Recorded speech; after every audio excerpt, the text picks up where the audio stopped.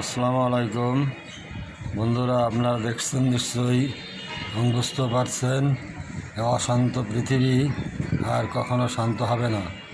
দানব রাষ্ট্রনায়কগুলো তারা এই পৃথিবীটাকে আগুনের উপর বারুদের বল নিয়ে খেলা করার মতো খেলা করছে। আর এক গ্রুপ আছে মধ্যম সারির, তারা শুধু তাদের ফায়দা লোটার জন্য, এই সুযোগে ব্যবসা করার জন্য তারা ব্যস্ত। কিছু আছে যারা মিত্রদের পক্ষে সরাসরি নামে। আর এক গ্রুপ আছে কাগজের বন্ধু, তারা শুধু হুমকি ধামকি নিন্দার ভিতরে সীমাবদ্ধ, জোট করে দল করে, কিন্তু কখনো তারা সরাসরি কোনো গরিব দেশ বা কোনো দুর্বল দেশের পক্ষে সরাসরি নামে না। তাদের সঙ্গে জোট করে কোনো লাভও নাই। তো আমার বিশ্বাস এই পৃথিবী আর শান্ত হবে না, এইভাবেই একদিন ধ্বংসের দিকে এগিয়ে যাবে।